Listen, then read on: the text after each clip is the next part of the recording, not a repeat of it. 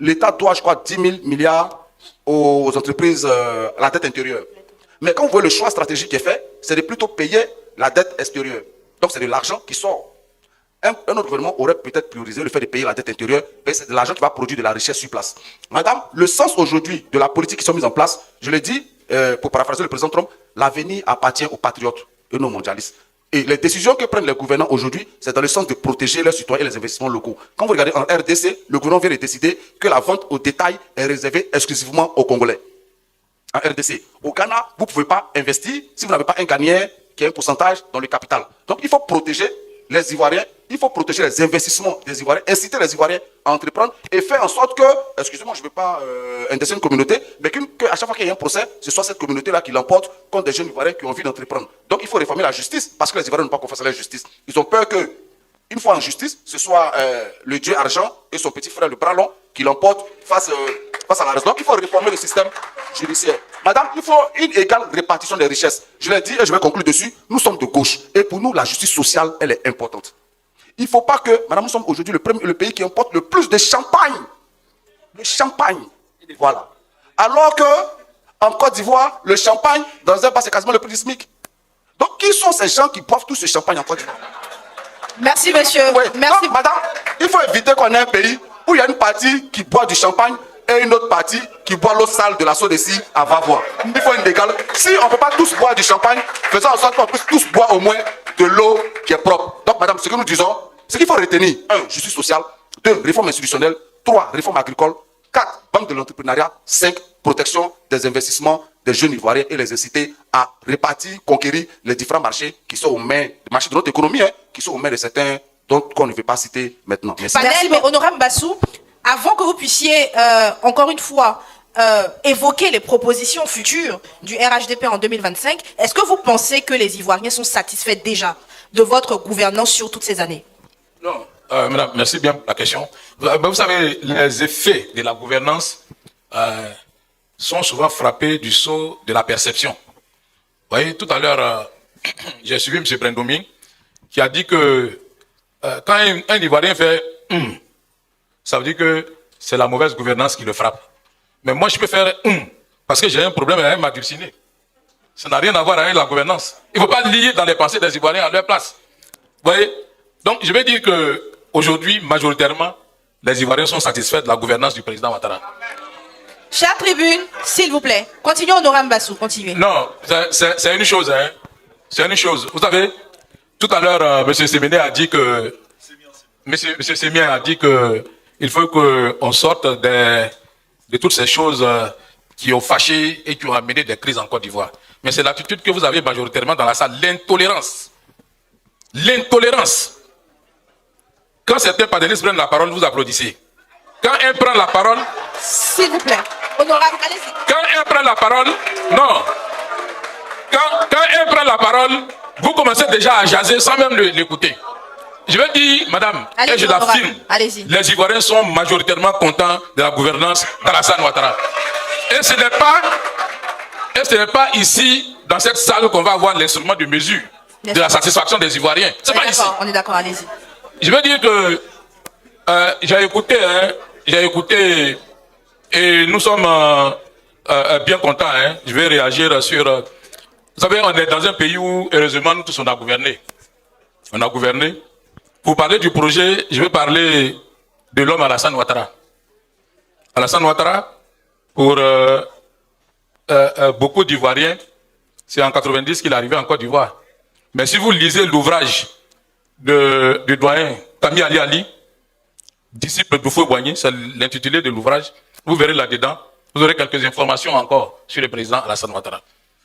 Le président Ouattara a sauvé le PDCI en 90. Il a sauvé le PDCI en 90. Beaucoup parlent aujourd'hui, peut-être qu'ils n'ont pas l'âge de ceux qui étaient là en 90, ils peuvent parler. Mais le président Ouattara, au moment où le PDCI proposait une mesure de réduction des salaires des fonctionnaires de 5 à 10%, avec un programme appuyé sur la diminution du prix du savon Fanico, qui passait de 125 à 100 francs, du kilogramme de riz Denis-Kacha de 125 à 100 francs, ça ne répondait à aucun schéma économique ou à un schéma politique de résolution d'une crise, comme la vivait la Côte d'Ivoire. La deuxième fois où il sauve le PDCI, C'est quand, en 2004, il appelle son aîné pour dire, mettons-nous ensemble. Parce que nous sommes des enfants du même Houphouët-Boigny pour rebâtir la Côte d'Ivoire. Le PDCI a eu donc des ailes à partir de ce temps-là, puisqu'on a gouverné ensemble jusqu'en 2018, jusqu'en 2019, avant le congrès du RHDP. Et j'ai entendu parler de réconciliation nationale. Non, le pays n'est plus à ce niveau. On peut me parler de la nécessité de renforcer la cohésion sociale. Je peux être d'accord, mais des mesures sont prises pour ça.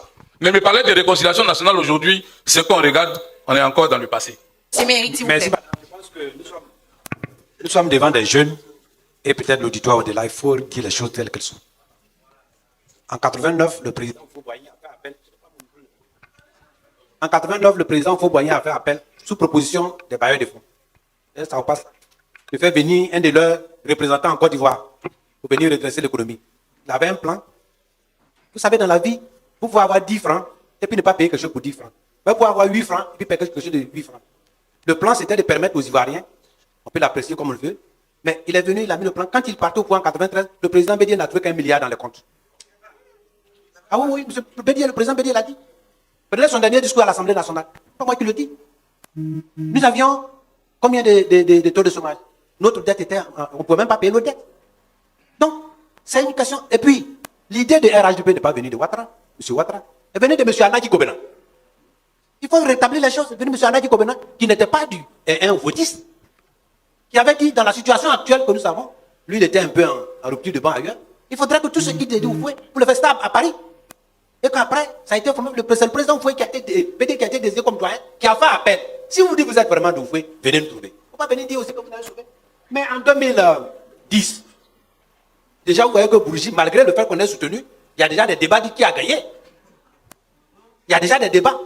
Qui devait aller au deuxième tour? Qui devait aller au deuxième tour? Qui devait pas aller au deuxième tour? Nous, on a accepté pour la paix. Et puis on a soutenu. On n'a pas sauvé quelqu'un. En 2014, l'appel de Daoukro. Vous oubliez cela? Contre la décision, on était obligé d'aller en congrès extraordinaire. Mais à la fin, quand on a voulu sortir du RHDP, vous nous avez traduit en justice. Ah, en 2018, j'étais au